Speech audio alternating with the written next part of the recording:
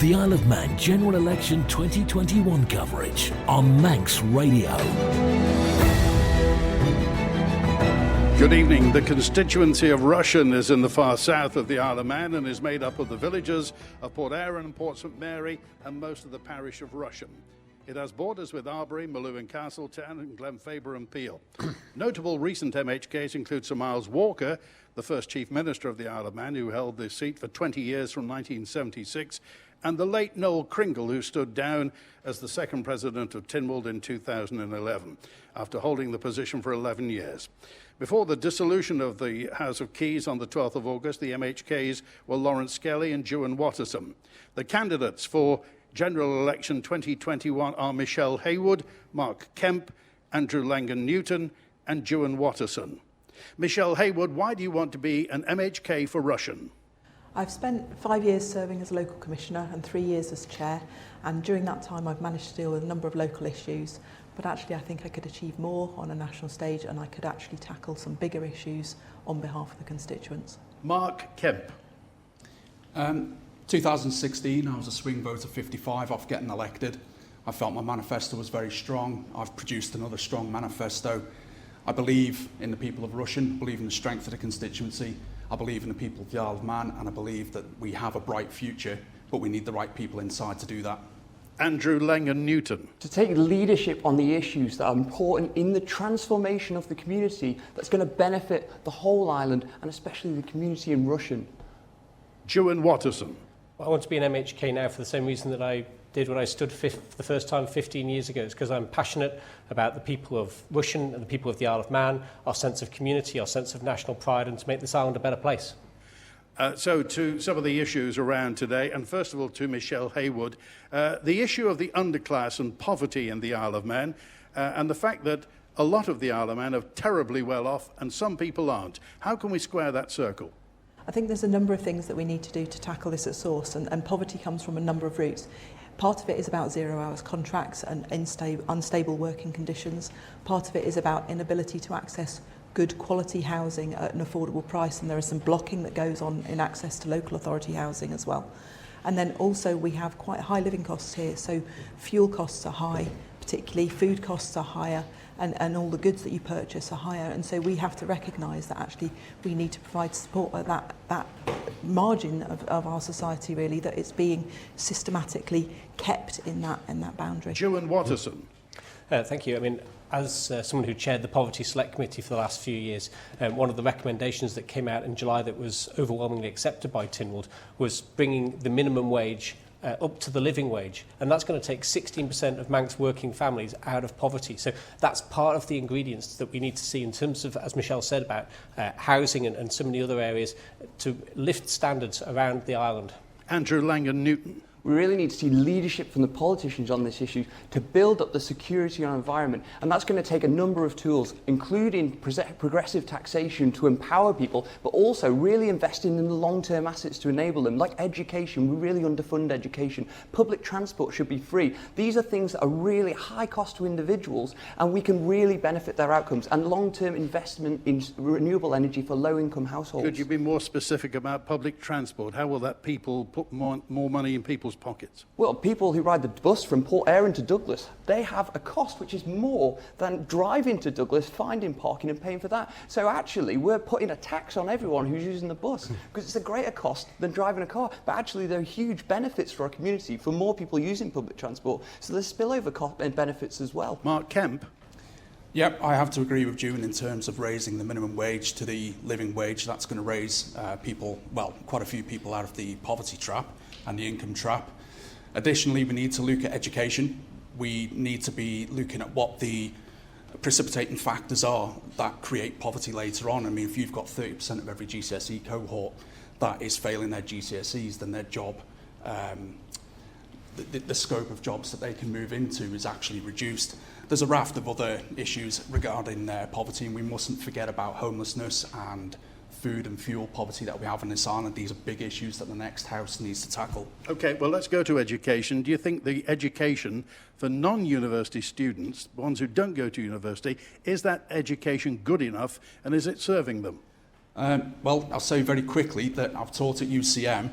when I was doing my teacher training, and to get your curriculum given to you the day before you're due to teach isn't good enough. So there are some structural issues, or there were some structural issues back then. I've spoken to colleagues who work there now. Those issues are still there. So there needs to be more done for non-university students. We could look at a sixth form college, for example. Juan Watterson. Yeah, I think we've got a great range of post-school education up at the college in terms of apprenticeships, and those apprenticeships are now diversifying into other things like accounting and others. I think one of the biggest barriers we have to a more successful education system on the Isle of Man, and certainly in the south, is the need to replace Castle Rushen High School, which is a crumbling wreck and has been for some time now. Vocational training? Absolutely, that's what we're meant about up at the college, and so we've got a lot of apprenticeships up there, and we have taster days for those from 14 onwards, and that's really positive in terms of giving people that opportunity so that they can start to see an alternative to school at that early age and keep them motivated and into education. Andrew Langan-Newton. We have a predilection with the idea that the optimum thing is to go to university. It's not. It's important for people to go to university, but we should be taking pride in the important roles that people who don't go to university and focusing on apprenticeships and giving that greater funding, because that's going to create the economies that we need for the future, the transition, the energy transition. And we're massively underfunding education on this. We're also teaching education with two bigger class sizes, so we're not giving enough contact time to the students, and so we massively need to pump up the funding in education, because that's going to transform a whole community. Michelle Hayward. I think the problems start earlier than perhaps whether people are going to university or not. I think that we fail some of our children as they go through school to diagnose them with conditions like dyslexia and dyspraxia, and we fail to put that support in. So as they go through school, they become more and more separated from the mainstream education. I think we then push everyone at year 10 to go and do 8, 9, 10 GCSEs, and that doesn't suit a lot of children. And what I'd really like to see is that we scale back from that and we say, actually, do you know what, some functional maths and functional English, any 3 other subjects, and if it's hospitality and tourism and catering that are your 3 other subjects at that level. Imagine a system where we had our school leavers leaving with a really high percentage of them having 5 GCSEs or equivalent. We're at the UK national average at the moment, and that's just not acceptable because we've got a system that could respond. And then I think I agree with you and the idea that you could use the college to do more vocational training, but that needs to start earlier. Children become disaffected around the age of 14, and if we haven't caught them before then with their learning support and then given them some sensible options. But we've got sectors like hospitality crying out for staff, and we're not making our skilled staff. Do you think Manx politics should be taught in Manx schools? I think beyond Manx politics, but as well world citizenship. I'm not a huge fan of religious education in schools because I don't think that suits a lot of children, and it's half a GCSE that they get forced into doing. Just that when we talk to a lot of young people, they don't know the first thing about Manx politics. They don't know about the history of the House of Keys, Ledgco, Hango Hill. A lot of them don't know. They know more about American politics than they know about Manx politics, and we're asking to the vote age 16. Yeah, and I'll tell you what else they don't know. They don't know how to read a bank statement properly. They don't know how to manage their finance. They don't know how to fill in a tax return. All of those things will start hitting them. And those that have jobs when they are teenagers will end up in that tax system very early on. We're not giving them life skills within universities. Mark Kemp, do you think we should teach Manx politics and the Constitution in Manx schools? Yeah, absolutely. We got taught it when I was at school. I knew about our Viking Parliament. I was proud of it. Okay, I still am. Andrew Langan-Newton? Yeah, I think we need to build the society that we want to live in, and that is young, engaged individuals who have the skills to live fulfilling lives, to live independent lives, to fulfill their economic and cultural and social pursuits, and that includes engaging with the important history of the community that we build around. And I was fortunate to go to Junior Tynwald and experience that, but that's a limited exposure, and we can invest so much more in giving that and engaging our young people, who then we push out the door and expect them to go straight into the workplace at 16, potentially vote in fundamental elections like we're experiencing now, and we're just underskilling those individuals. Juan Watterson. Yeah, for the last 15 years I've brought every year 6 class in the south of the island through the House of Keys, given them an immersive experience for half a day, given them the tour around, tried to make it relevant for that 10-year-old age group to bring them in to learn about how Manx politics works, and then engage again at Junior Tynwald. There's so much more that can be done. The restriction, of course, is in teacher time, in class time. It's certainly not a lack of willingness on behalf of the Manx politicians to roll our sleeves up and engage with young people. Okay, Julian Watterson, what's your green agenda? What's your future for a sustainable Isle of Man? My priority is definitely around decarbonising our grid, and we've got a number of options there in the consultation document but we've got so much catching up to do. We've got a lot of wind opportunity, we've got a lot of solar opportunity on this island that is not being exploited. We're 20 years behind the rest of the world in terms of greening. There's a lot of low-hanging fruit that we can start with. Onshore and offshore wind, putting solar panels on the south face of every government building, and providing low-cost loans or interest-free loans to people to encourage them to do this themselves as well. Kroger Gas. Kroger Gas, they've got a licence. I'm happy for that licence to be honoured, and if that's going to help decarbonise the Isle of Man, then I think that's a reasonable way forward. Andrew Langan-Newton. Absolutely not. This idea about this gas asphyxiation, this is taking the focus off, the important focus of politicians and civil society away from where we need to go, and that is a transformation of our community where everyone needs to come with us. We can't have politicians pontificating away on these issues and delaying action. Howard Quayle, it's very sad to see what happened at the weekend, but he made a decision in May 2019 to call a climate emergency. Inaction over 2 years. We've got nothing to tell for that except reports. We need action today, and that's what I would like to see. And do you think this feels the disconnect really between politicians and the public, who hear all about climate emergency and a green agenda, but get no meaningful specifics? You are pushing against an open door there, Andy Wynne. You believe that? You believe that's an open door? No, you were pushing against an open door, saying what I would say, which is people want to see solar panels on roof spaces. People want to see the government taking the lead on this issue, but all we've seen over 2 years is politicians pontificating and inaction. We need decisions today which bring the community with us, because there's more than just putting solar panels on. People believe in change that they want to see. Michelle Hayward. I think if you're starting to look at this issue, Julian's right, we have a number of things we need to do to catch up. I don't agree that necessarily it's been 2 years of inaction. There have been reports commissioned, because actually what Tynwald needs to do is make some fairly rapid decisions. We've got ageing infrastructure in our power generation. We do know we need to replace that. And you can't make those big decisions without the expert advice.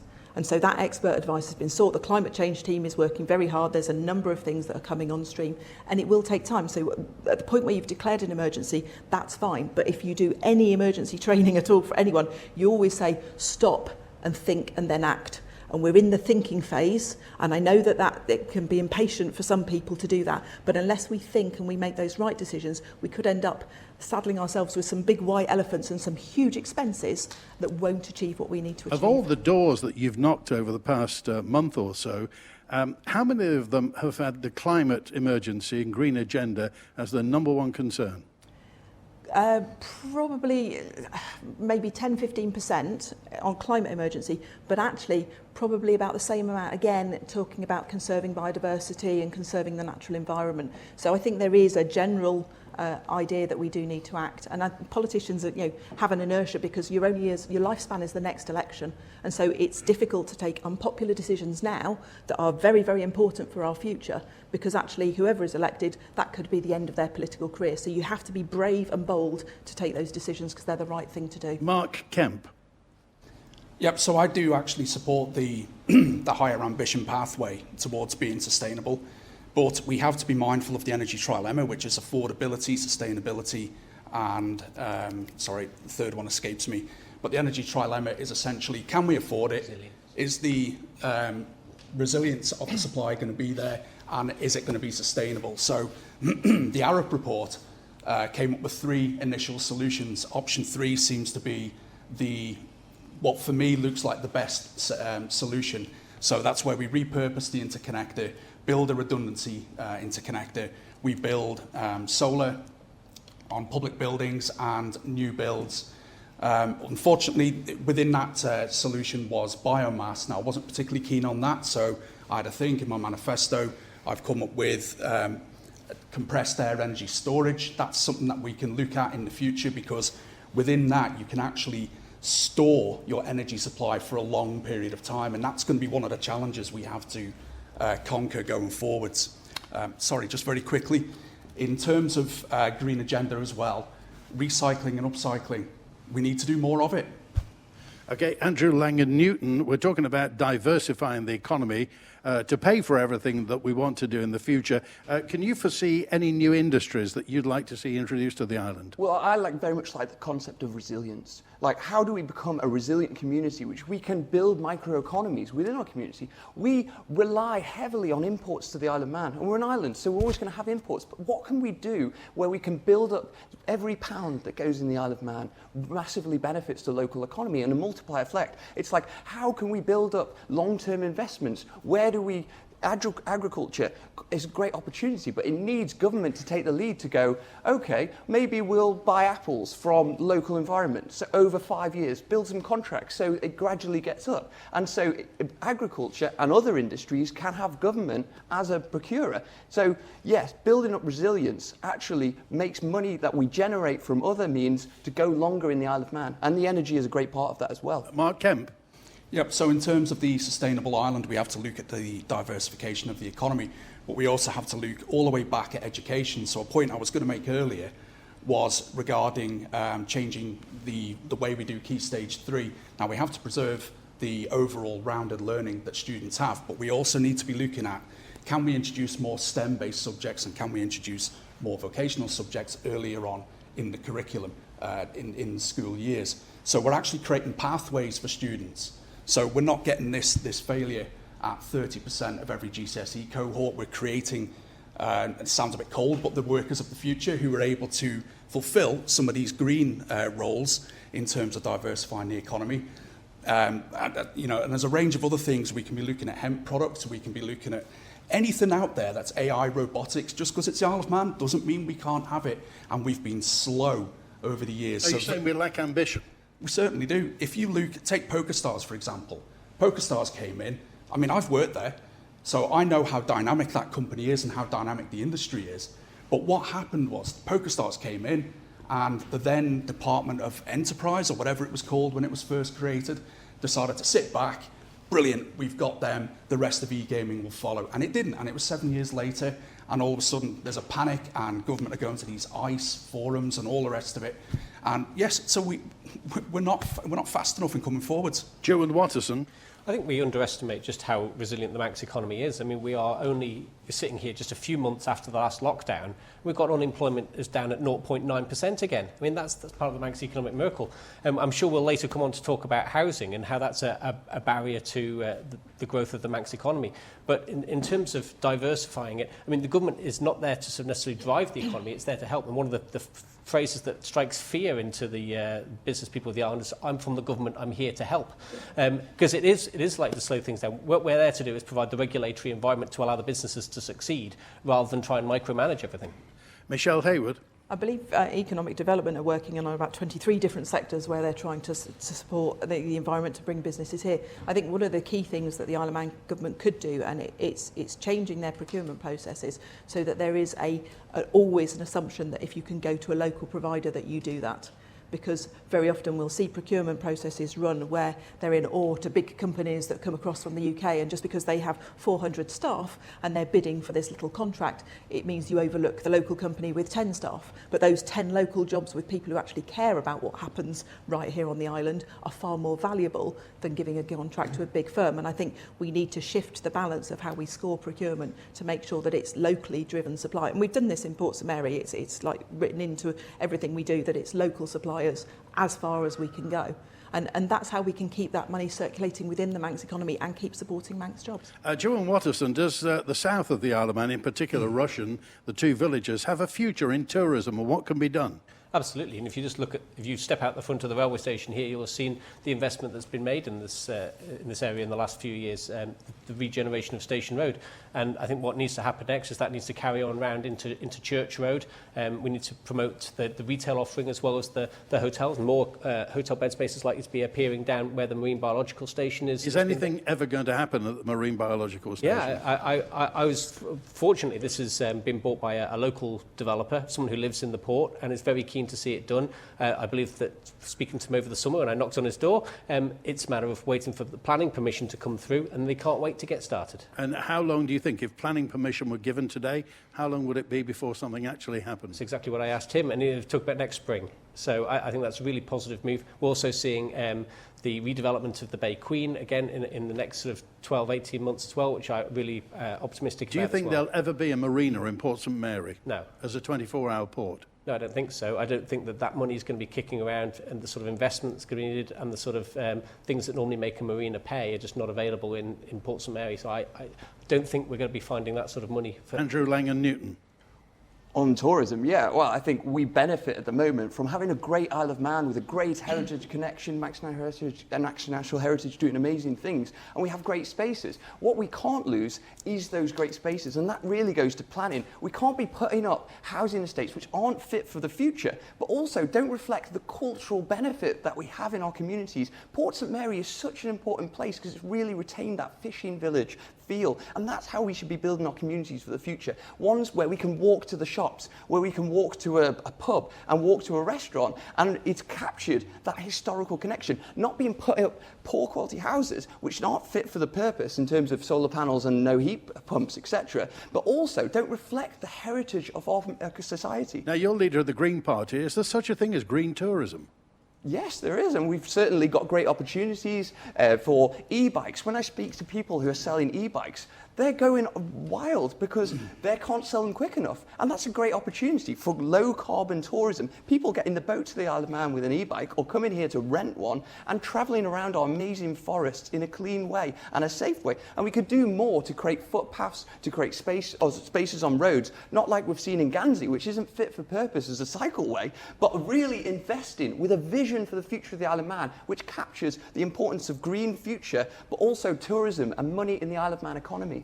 Michelle Hayward. I think tourism globally has shifted in the wake of the pandemic. I think there is a natural reluctance from people now to travel. And even though we see the headlines where it's I'm booking my holiday to Spain because I can get there and we're not on the red list, people are generally wary that those restrictions might change, and we're genuinely not out of the woods yet.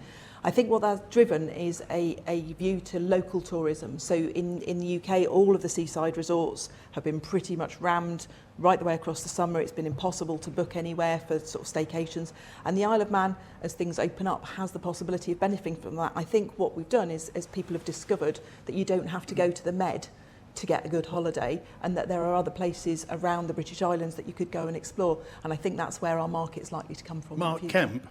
Yeah, I'm just going to do a quick plug for e-bikes. I've got a really dodgy knee. They are amazing. Andrew, I'm with you 100% on that one. But in terms of tourism down here in the south of the island, walk out down the road. We've all seen the beach down there. It is incredible. Rushen, Port Erin has the best beach on the island, hands down. Can we do more with it? Well, we've got those huts down there now, which I think is a fantastic addition. We can have inflatable obstacle courses down on that beach to increase the offering. This is great for kids as well locally. And we've got to give them more to do. But in terms of overall tourism, we've got to be mindful that during the midst of the COVID pandemic, the Isle of Man was being looked upon as a really fantastic place, a destination for people to move to, destination for people to go on holiday to. And then we kind of messed it up over the last few months. And I think there was talk, pardon the expression, but there was talk of Plague Island and things like that. So we've sort of knocked ourselves on the head a little bit over this one. But in terms of what the Isle of Man has to offer, yes, there is a blend of the quaint, but we also have in Douglas a bit more of the new. I don't see why we can't have a blend of both down here. And just finally, just on the Cosy Nook, I'll put a marker down on that one now, where I think we should preserve the facade of the Cosy Nook and actually build out something a bit more modern out the back of it. So we've got the old and the new going on there as an example. So Michelle Hayward, why do some young people perceive that there's a barrier to getting onto the property market on the Isle of Man? And secondly, are we building enough public sector houses? We're in that weird situation, and I think I was in the same situation years ago when I was doing scientific research, and you have a 2-year contract and you can't show that you've got long-term employability, even though I had been fully employed. But the loan to value ratios that you can get now are just not suiting those coming onto the market for the first place. That's a global shift. That's caused by low interest rates and everything like that, and then a reluctance from lenders to take that on. I was really fortunate when I got my first house that somebody looked at me and said, okay, you've had 5 years of paying rent at this level, therefore, yes, we can get a mortgage sorted for you and we'll accept that as proof of affordability. And we don't have anything like that on offer in our market. I've been really interested in looking at Gibraltar, where they actually have a national savings bank that specifically targets loans for those first-time buyers and for island residents. And in Gibraltar, you get a 50% discount. Yep, yeah, exactly. And so I think we seriously need to look at something like that, because we are putting our young people in the position where they are stopped from getting onto the market, and even those who are registered on the first time buyers list can't find a property that comes within the boundaries. And I know they've changed recently, but it's not enough. Okay, Andrew Langan-Newton. I think there's two issues here. There's both the properties that are being built and the properties that are being sold, and the speculation that's going on like that, where everyone's hearing about this, and we need to really grab that by the wrist, by the throat, however, metaphorically. But we need to put in tax measures that's going to disincentivise that and make that very difficult for speculation in a housing market. So you mean a maximum number of properties can be owned by one person or entity? Yeah, or limits on how many you can buy, and taxation measures to... Taxation on profit, perhaps? Absolutely, and numbers are buying, and we see that in the land registry, but we can do more of that. We really need to do that. So the other issue is vacant properties, and we're hearing a lot about this in the area, because the properties I've been going around, you've seen many, and this is an issue... In Rushen? In Rushen, yeah, absolutely. And this is an issue, not only because a property is being taken away from a market where we really need to have it, but also because it's damaging the local environment. It's just left to deteriorate. It's damaging the house prices for the properties next door, and maybe structural issues as well. So we really need taxation measures to incentivise these properties to go back in the market, because that's terrible for our society when we have people who can't access the housing markets, but properties just sitting there deteriorating. Okay, Joan Watterson. Yeah, Australia has that sort of model where non-resident landlords are taxed at a higher rate, and that's something I think we possibly need to look at here. We do need a rental sector on the Isle of Man. That is really important. 16% of our houses are public sector houses, and that's probably about the right proportion. But are the right people in those houses? And that's another issue we will have. What do you mean by the right kind of people? Well, because in terms of those that need it, it's about making sure that at the end of a 5-year tenancy that people need to reapply for them, and making sure that those catch up. So making sure that the 16% who need it are in the 16% of public sector housing. I would agree that there are a disproportionate number of empty properties around the island. I think the last thing I saw was 1,000. In terms of dilapidated properties, Tynwald gave powers to local authorities to deal with these 5 years ago, and they're just not being used. So we need to understand why they're not. Yeah, why? Well, that's it. We need to understand why they haven't been used, because there has been a real reluctance on behalf of local authorities to use these places, despite the most egregious examples around the island. I can answer some of that. Okay, it's because they're difficult to use. For First the of local all, authorities, Mark it's Kemp. expensive. Sorry. No, it's okay. I was going to let you crack on there. So we're talking about the issues surrounding these houses and getting people onto the property ladder. Yeah, why some young people feel the ladder's been taken away from them? Well, I'll come to that in a second, but I just want to say, look, we've got homelessness over here. We've got a big issue with it now. With some of these empty properties, there could be an opportunity here for some brownfield regeneration, whereby we can get people off the street or off someone's couch or out of their car. So I just want to say that and just say, look, we've got to be mindful of these issues as well. But in terms of the issue that we're discussing right now, specifically, I think it's a multi-pronged approach. And I'd like to see, if there are institutional investors, I'd like to see a maximum of 5 houses per institutional investor. That's it. They form a company, they're taxed on that, and they can't have several companies per beneficial owner either. It's just one. So the other thing as well, just very quickly, in terms of getting first-time buyers onto the ladder, what I'd like to see is that there's a company in Glasgow that creates ecological, sustainable homes, and these can be used. They can be built quickly. They can go up on the Isle of Man. They're ecologically responsible, but they're also cheap enough to conquer that issue whereby we're trying to get people on the ladder. And what we need to do is we need to make sure we've got homes that remain as homes for people, so they don't come off the first-time buyer or the affordable housing list. Okay, right, we're halfway through our show tonight. We're live at the Whistle Stop Cafe in Port Erin. Hey!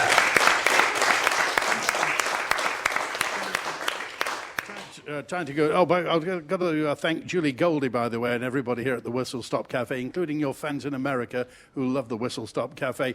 First of all, questions from the audience. Your name and your question. Who have we got there? Your name and your question. Who was there? Somebody had a... There we are. Your name and question, please. Hang on just a minute. Your My name? name is Pauline Pennington. Uh-huh.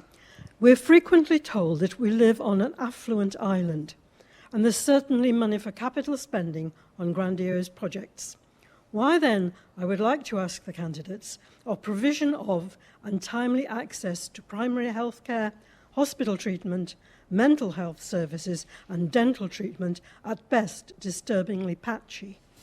How would the candidates like to see the new administration address these problems to improve the situation? Andrew Langan-Newton.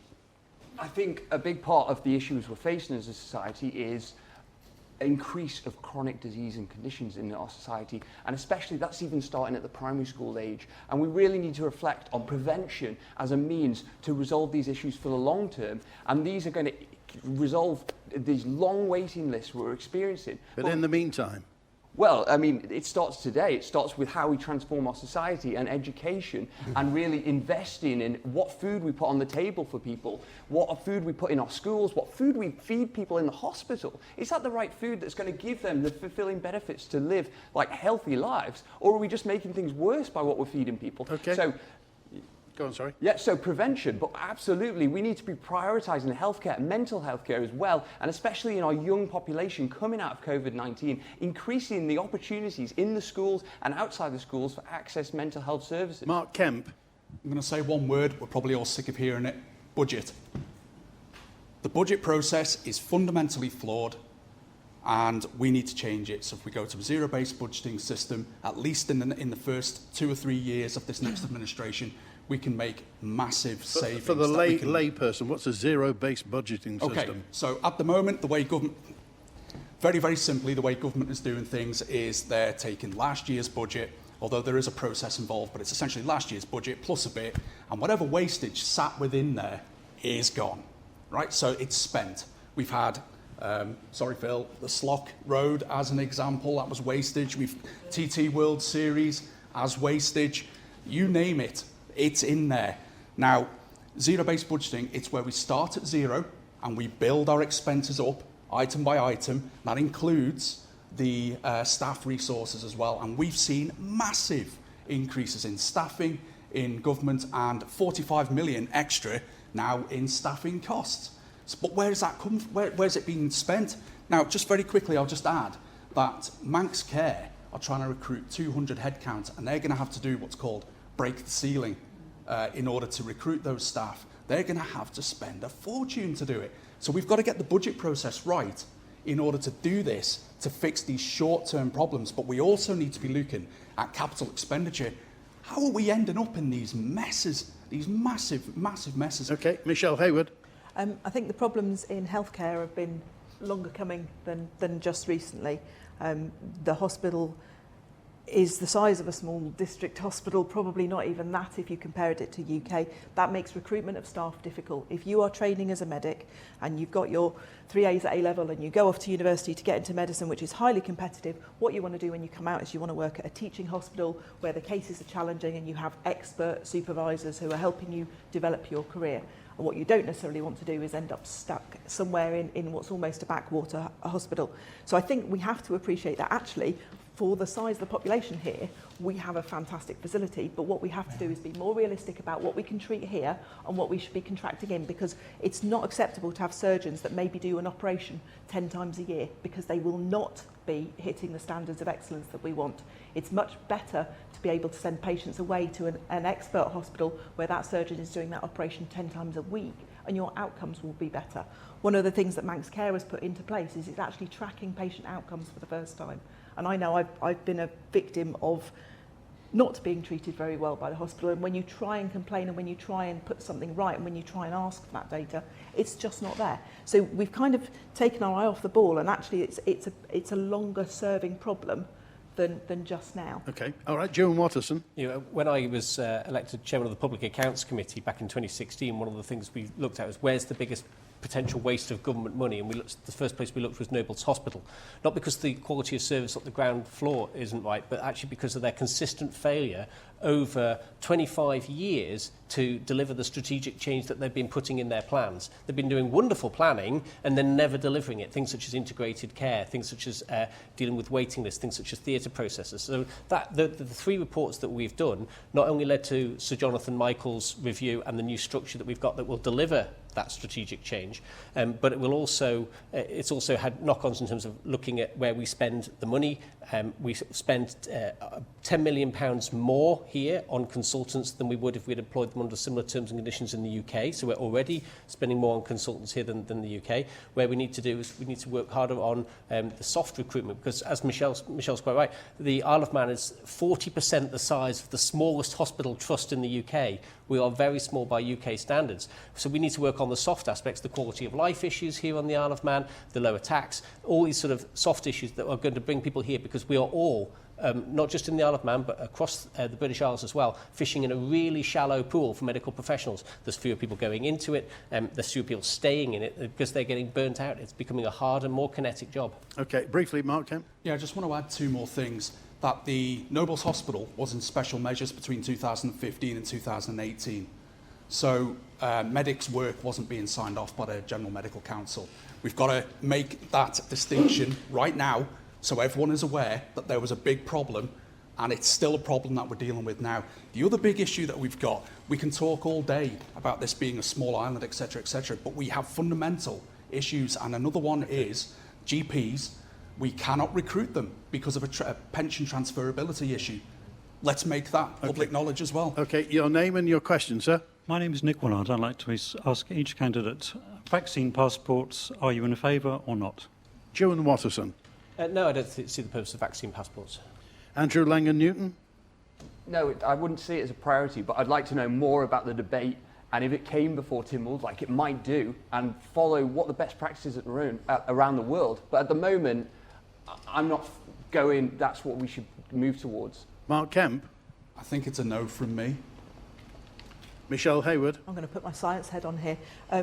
There's an undoubted difference in risk between vaccinated and unvaccinated individuals, and I suspect as we move forward and we have booster vaccines, that risk differential is going to increase. And I think there may well be that we need, as a government, to have an idea about what those levels of risk are, because if you have a high proportion of unvaccinated people, your risks are running close on medical services running out are much higher.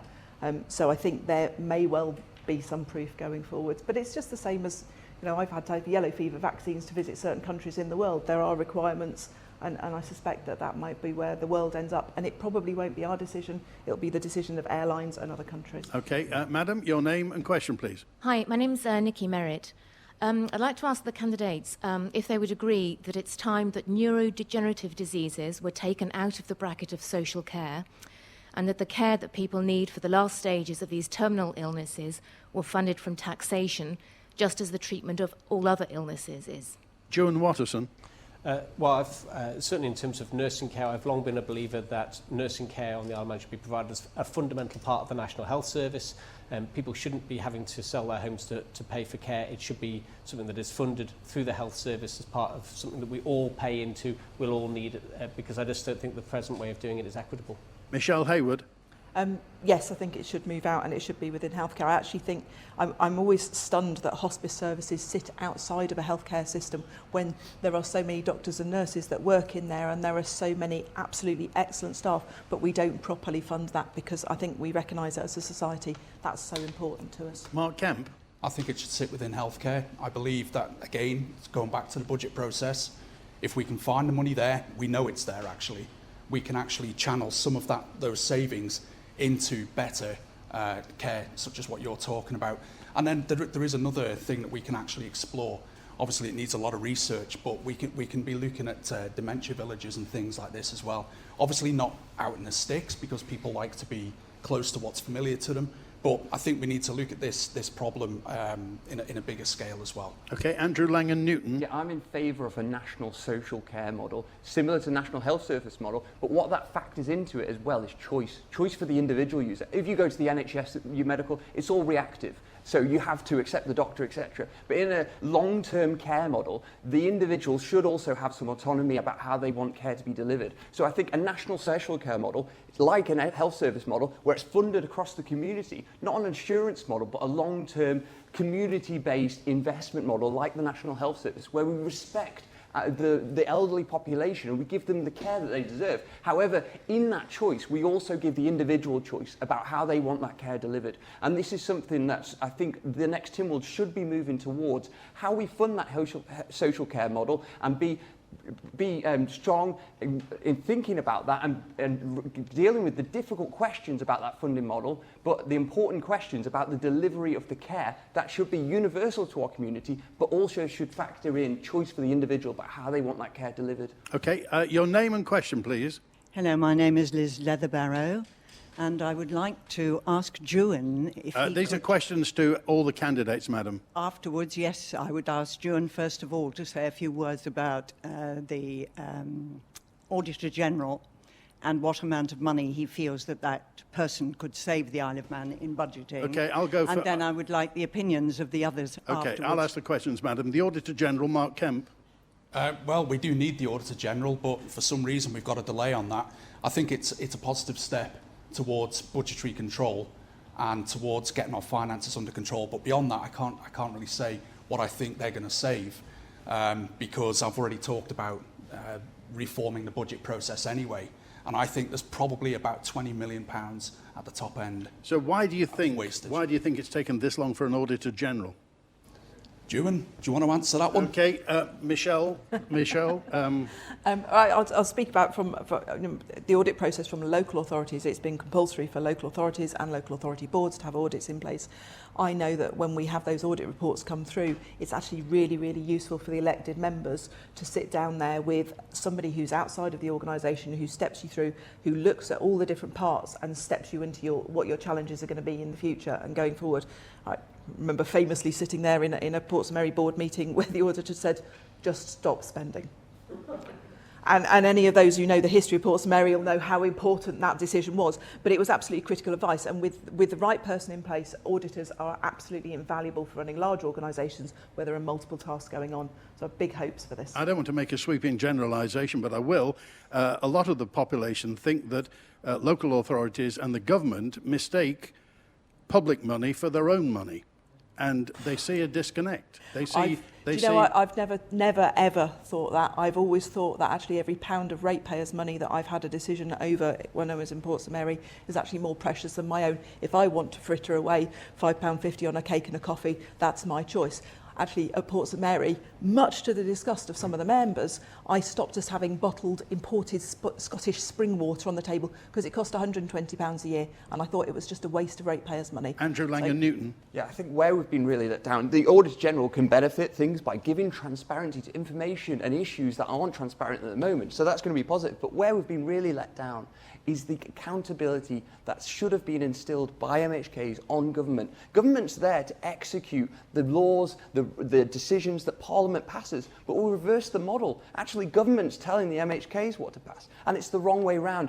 MHKs should be representing the people and holding government accountable when it doesn't do the things, or it does them with overspends, or it takes too long with the things what we want as a population. And so that issue hopefully, will be addressed by the new Parliament. Is it possible to reverse the trend of what you're representing in that the machine of government tells elected representatives what's going to happen? Well, hopefully we're seeing a positive development in terms of equality and pay. So MHK will no longer have this perverse issue where you get an incentive to be part of government, losing your independence, losing your ability to hold government account. Lord Lisvane, in his report, said it was just not tolerable from an international perspective to look at the Isle of Man and pretty much look at a one-party state when 87% of the MHKs had the patronage of government. That's a system that's broken, that doesn't have transparency, that doesn't have accountability. Ewan Watterson. Gosh, the Auditor General, there's only 17 minutes of the show left, so I'll try and keep it to 12 of them. This is something that is one of the Commonwealth benchmarks for democratic legislatures. The financial statements audit is a really very small part of it. The real emphasis on this is the value for money. It takes the politics out of the value for money. The Public Accounts Committee has been identifying tens of millions of savings over the years, but it comes down to the politics of it and whether they get agreed by Tynwald. This is an independent person tasked with saving initially their own salary. Have they been appointed yet? Not yet, and I'll come to that in a second. Been tasked with saving at least their own salary and office costs in the first instance with a target of 3. Most auditors general around the world are saving between 3 and 10 times the cost of providing that office. Now, we did put it out. We had a very, very narrow window if we wanted to get an appointment made by July. We effectively rushed the recruitment process because it took that long to get the approval of Tynwald. It wasn't therefore possible. We had the window was so tight, we didn't feel that we gave it a fair crack of the whip to get the right candidates in for that job. So it's something that will be re-advertised in the new House. Are you convinced this is going to work? Absolutely. Your name and question, please. My name's Ashton Lewis. What are the candidates' views on the fairness of the rates as a form of taxation? Andrew Langan-Newton. I think, there's been a long debate about rates and long issue between communities which are very concentrated, like Douglas, and then communities which are much more dispersed around the Isle of Man. And I think we need a debate around that, but there's been long views upon that. I don't have a defined view at this moment on that, but going into the next Parliament, I think it's going to be an open issue that we need to explore. Mark Kemp. There has been long, protracted debates about it. There was a report done, wasn't there? So an all-island rate policy, I think they decided wasn't suitable. In terms of the rates, I think it does need a little bit more discussion to get it right. And we do need to be mindful, because I think the current proposal is based on area of house, and I think there does need to be consideration for single tenants as well. Michelle Hayward. I think you actually have to take the question back to what are we expecting our rates to pay for. And there are a number of things that local authorities charge rates for, which I'm not actually sure should come under local authorities. So street lighting, for example, seems to have ended up with local authorities historically because it was local authorities that put the lights in their community. However, there is one supplier who goes around, replaces them, goes around servicing them, tells you when they need replacing again and deals with it. And I don't understand why that still comes under local authorities and it's not national. The same with waste collection. I don't understand why we don't have a national waste strategy, and that would move that away from a rates discussion as well. And then when you start looking at water and sewerage, which are the other components within those, apart from apart the local services bit, but the components that we can measure, the water and sewerage, there are recognised standards for how much one person can generate in the way of sewage on average per day. Works out about 200 litres, in case you're interested. But I was looking at this because I was looking at it in the context of how many millions of litres flow out of Peel every single day.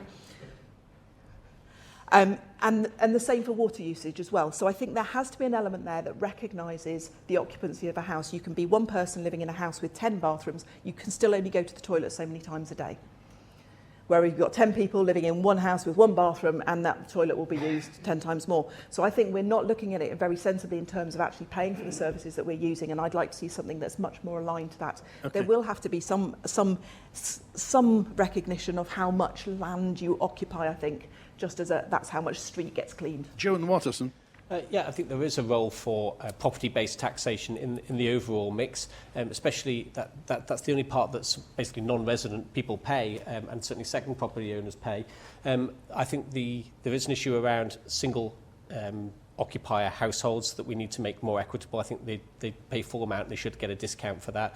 I think one of the other unfair equity issues around rates is around the business rates, and they are focused in the bigger towns and some of the richer parishes.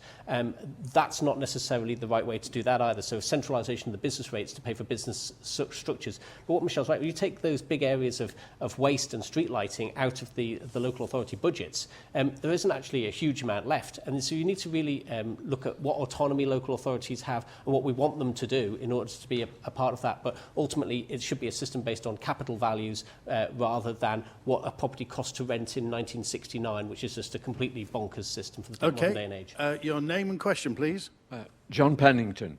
We now have equalities legislation, which ought to be helping the 15% or so of the population who suffer from disabilities such as limited mobility, vision loss and hearing loss. The private sector is required to adhere to this legislation, but what is the government and what ought the government to be doing? Mark Kemp.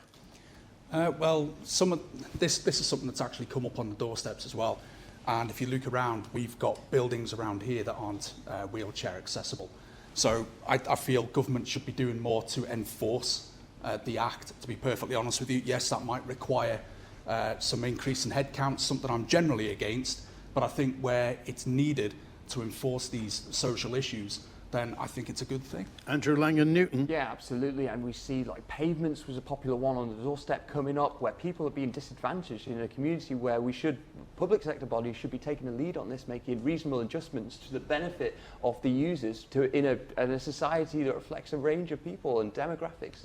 And we shouldn't leave people behind in that. And now there's a legal obligation to do that, to make reasonable adjustments. So absolutely, a government should be taking a proactive lead and not only retrofitting things, but how we design the future as well. Joan Watterson. Yeah, again, it comes down to reasonable adjustments, people making their case heard, people approaching their MHKs and others to highlight what those issues are so that they can be rectified, because unless you can necessarily see the world through that lens, it's not always obvious to able-bodied people, and not every disability is, of course, visible. But this is one of the other spurs for getting places like Church Road finished, the regeneration around there, because we still have, in Port Erin at least, a central business district that isn't really wheelchair and mobility friendly. Michelle Hayward. I think it's one of those things that ought to be enshrined in how local authorities and how the planning authorities look at things as well. I think planning needs a number of tweaks to it. One, I'd like to see it looking at the environmental impact of any planning, but actually with its disability hat on, any planning that comes through, there should be an assessment of how accessible buildings are. We need to look somewhere, especially when we're doing stuff out onto streets, we'd have to accept things like more ramps for access or lifts for access. And having managed a lift at Portsmouth Town Hall, I know how difficult it can be to make those electronics work in a marine environment. So I think the less technical changes we can make, the better. But I think the other place that we risk excluding people is that we've moved to so much that's online and that's digital that we're actually excluding people who can't access that format as well. And some of those people, especially I dealt with a particularly lady who's got sight loss, who the internet is a minefield for her. You think there's a digital divide? There is a digital divide, and I think that disadvantages some of our disabled people even more than it does in terms of normal paper copies. And you wanted to follow up, sir? Yeah, I was asking, what is the government doing? Not what is the private sector expected to do. You look at the government website, and you can't call it user-friendly. Look at lost opportunities like Dudley's Promenade, all the Victorian boarding houses with their flights of steps. Nothing's been done about that. The only place that has a ramped access is the Sefton Hotel. What about all the other premises on the promenade? It's a lost opportunity for the next century. Okay, all right, but that's something that the next administration is going to look at as well. Just a couple of more questions as well, and we come back to our old favourite, the legalisation of medicinal and recreational cannabis. Andrew Langan-Newton. Yeah, I think this has been a popular one as well in the global debate, not so much on the doorstep in Rushen, but I think we need an approach to cannabis that really reflects the science and really reflects compassion to the people who experience... Medicinal, I think that's a closed debate really now. I think we're growing it. We've got licenses to grow it in the Isle of Man. I think we've moved on to when we're talking... So medicinal and not an issue. Medicinal's an open door for you, yeah? Well, I think it's happening now. Okay. I think we wouldn't be passing policies in the future about medicinal cannabis. And recreational? Yeah, I think we need an open public debate that engages the whole society and respects the whole range of views in our society, because what we've been doing today is not working. Putting people in a criminal justice system, which is expensive for very small amounts of cannabis, is just not fit for purpose. So we need to go straight away to decriminalisation, and then we need an open debate about legalisation, understanding the complex issues around our society and both ranges of views. Mark Kemp. So I agree. Decriminalisation of cannabis is an opportunity for the island to stop ruining the lives of young people who are making mistakes, but also being a bit cold about this, there's a tax incentive for us there. We can tax the supply, which would have to be fiercely regulated, So what I would also add there is anyone that's dealing outside of that regulated supply, off the derby, off you go. Okay, Michelle Hayward. Medicinal's already in the pipeline. I think it's the issue of having doctors that are willing to prescribe it that seems to be the stumbling block at the moment. In terms of recreational, I think, again, it's one of those things where if you look back at the history of why alcohol is legal and tobacco is legal and yet somehow cannabis is not, especially if you sit there and you look at the harms that those cause and the implications for society, there isn't very much case to sort of stand back and not go down the route of decriminalising. Ewan Watterson. Yeah, we've got a rather disconnected and fragmented approach to how we deal with cannabis at the moment. But we don't have a policy really that joins that together. That's why in my manifesto I've called for a select committee to sort of try and square the circle, look at good examples from around the world as to where this works. I am conscious and cautious about the psychosis effects of cannabis, about the unregulated nature of the product that we have at the moment. These are offset somewhat about some of the business opportunities. But of course, when we talk about criminalising people for small amounts of cannabis, what isn't often reported by the press is that these people will have gone through normally a drug arrest referral service, then a police caution. So by the time they are going to court, even for small amounts, this is their third or fourth time through the system. And so there is that sort of antisocial element That's as not well. always So the case. That is always the case. All right, now it's the time, ladies and gentlemen, where each candidate will have 1 minute to sum up their opinions and their pitch to you as the constituents in Rushen. So, anti-alphabetically, Ewan Watterson. So I'm as passionate about Rushen and the people and the community now as I was 15 years ago. If you're looking for an experienced local candidate rooted in the community, then I think I'm your candidate on Thursday. Andrew Langan-Newton. This is the most important election that we've ever faced in 154 years of our democracy. The right to vote for your MHK to represent you. And change is happening around the world. And we can't sit by and just accept that change is going to happen here. We need to take decisions today because we can't wait 5 more years to transform our community with well-being at the core, to transform energy, to transform how we build affordable houses for people, how we have accountable democracy and governance, and how we protect the environment. And vote for me and join with me on September the 23rd to bring this vision to effect. Mark Kemp. Okay, so I've been working for you for over 15 years behind the scenes. I've risked my career several times, even paid the price for speaking up. I'm an ex-teacher. I care about the future of our students, your children, grandchildren, nephews and nieces. I currently work in finance and I have skills and expertise to be an MHK.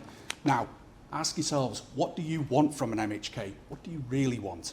Do you want someone that will be passive and mindful and scared to break convention and rules, or do you want someone who will speak up? Do you want someone that will play by the rules, or do you want someone that will rock the boat and shine a light on things when they're going wrong or where there's something nefarious going on? Consider and remember this. You are all a stakeholder in everything you see. You have a voice, you've paid your taxes, and you should get a say in how our island is run. I will fight for you. I will work for you. If you want to safeguard your future, if you want to reclaim your island, vote Kemp on the 23rd of September. Thank you, everybody. Michelle Hayward. I chose to come and live in the Isle of Man over 15 years ago. It's where I've raised my family. We love the island. We love the way of life here. And as I'm sure many of you do, one of the things that's really come up to me when I've been on the doorstep is actually how much people say, I love being here, I love the environment. And then there's the but. And it's those but bits that have impact on people's lives. And it's those bits that I want to help fix. Sometimes it's little niggles, but I can't get an NHS dentist. And so there are those things that through lives. Generally, we know we have a fairly good life here, and we need to keep those elements of it, but we do need to move forward. I think I have the experience in local government. I have the experience of working with a number of government departments in different capacities. At times I've taught and I've lectured. I've worked with DEFRA and DOI on quite a lot of projects. I've been a consultant there as well. So I understand how civil servants work, and I think I could work with them in order to move us forward. Ladies and gentlemen, you've been hearing the candidates for the constituency of Rushen. You've heard Michelle Hayward, Mark Kemp, Andrew Langan-Newton and Ewan Watterson. I have to say hello, but I mentioned Andy Quayle, by the way, who's listening at the moment in a police academy in Pittsburgh in Pennsylvania, whose father loved the Whistle Stop Cafe. Everyone listens all over the world. Just very quickly, we have 1.5 minutes. So, do you think the Isle of Man should accept Afghan refugees? Mark Kemp. Yes, but it has to be proportional. So those who can contribute to our GDP, we can bring in. Those who've been living below the poverty line and can't contribute to our GDP, we have an international development fund. We can sponsor those families in the UK. Andrew Langan-Newton. Yes, I am in favour of it. I think we've got a great society, a great community here, which can benefit with new people coming in and building within that vibrant community that we have. Michelle Hayward. Yes, and I think it's a shame that we wait until there's a crisis before we start discussing asylum seekers and refugees. Ewan Watterson. Happy to accept people coming to our community. The thing is that we have barriers to that. First of all, legal barriers about being able to offer asylum. We have around housing policy. So I think we need to be practical. I think we can probably help far more people elsewhere in the world than we can here with our high cost of living. Ladies and gentlemen, tomorrow night, live on Manx Radio, 7 o'clock, we'll be at Seven Kingdoms in Douglas for the debate for the candidates for Douglas Central, our final debate. This coming Thursday, everything changes, and it's down to you. I'm Andy Wint, and tonight we've been live with the candidates for Rushen at the Whistle Stop Cafe in Port Erin.